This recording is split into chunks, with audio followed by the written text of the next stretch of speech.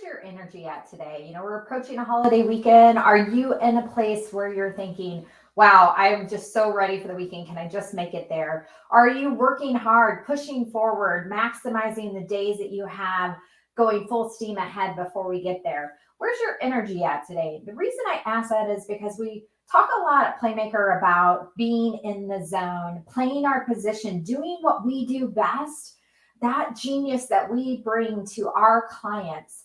And how do we spend more time doing that so that we can stay on offense and do the part of the business that we are so uniquely suited for? Well, I recently got a chance to read a book called The Six Working Geniuses.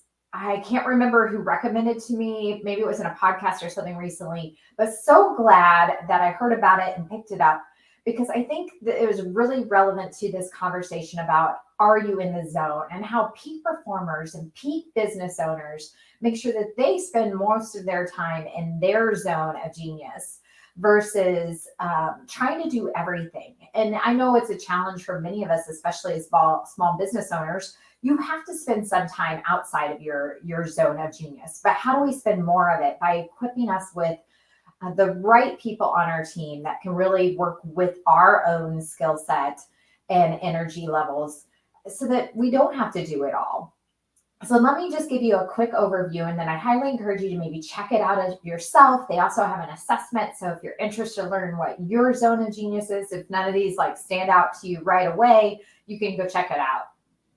So the first zone of genius is called wonder.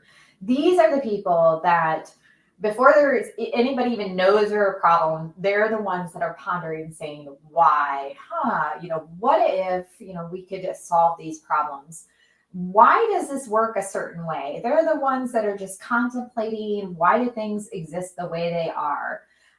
So before even coming up with any kind of solutions or innovations, they're the ones sometimes thinking, hey, maybe there's a different way about doing this.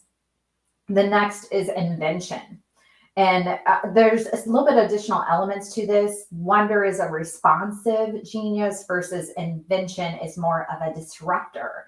In invention, we probably know a lot of these people can think of these because sometimes it's a little bit more like that burst, right? Where it's all these great, amazing, innovative ideas that people come up with. And I'm sure some of you are probably amazing innovators, great at innovation, coming up with ideas of here's what we could do for our clients. Here's how we could show up. And there's a lot of great genius in that. We all need that. But the next one's really critical for that as well, and that's called discernment. Discernment is another responsive one. It's one of my, probably of all of them, I think my top genius that I have in terms of being able to take ideas and connect that and help understand what will it take to get that across the finish line. Is this a good idea? How can we make it make sense? How does it connect with maybe the 5 other things that are going on in your business? And is it work with those priorities, or is it something maybe we should think about later on down the line? Having somebody with some good discernment, somebody who has good judgment and instinct can really work well with that innovation. So we know which ideas to pursue or which to pursue maybe right now in our business as we move forward. The next one is galvanizers. A lot of you are really great at this too. I know for so many of my experiences working with you. Galvanizers is another disruptive genius where it's great at rallying the troops, getting people to take action, inspiring them to move forward, motivating them, appealing to their sense of emotion and what it's all about. And I know so many of you, like I said, are great in this space. Once again, all of these are really important, but the key thing to think about that he talks about in here is we typically have 2 working geniuses. And then outside of that, we have 2 of our geniuses 2 zones that, we're competent at. We can do, we don't mind so much. We're capable definitely of doing it. And then we have 2 other zones that, not to say that we're not capable, but by spending a lot of time in those areas, they tend to drain us.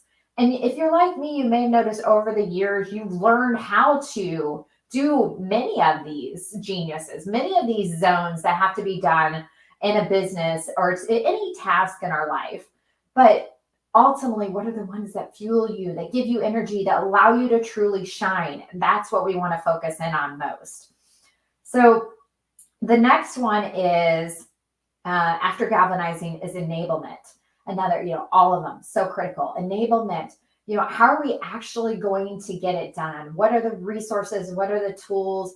How are we working through all of that to figure out how to take that idea, right, and really get it across the finish line? And then the last one, another disruptive one, is called tenacity. This is another one of mine. I kind of wondered about it at first because, I love being able to check things off the list, to get it to completion, to be able to see it go across the finish line or get that ball in the goal.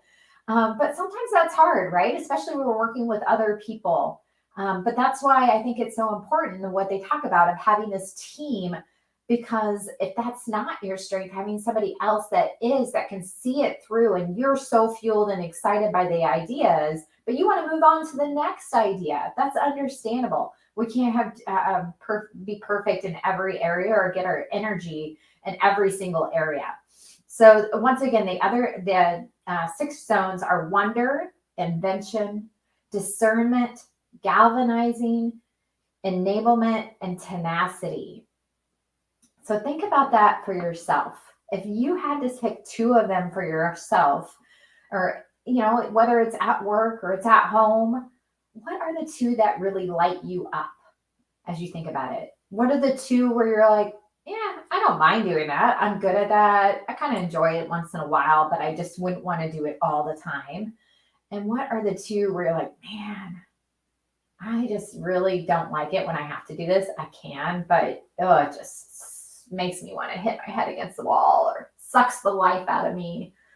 And how can we look at what you're trying to accomplish, whether it's with your family and where their zones of geniuses are, it's with your team members and where their zones of geniuses are, and equip a team that has people with all of the zones represented.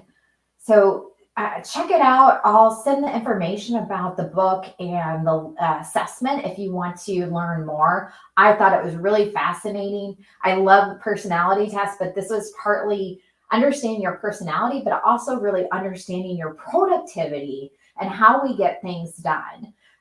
So I hope this is helpful to you and gives you some things to think about of how can you stay in your working genius? How can you stay in the zone to stay on offense, score more ideal clients, create more raving fans, and create the life and business of your dreams?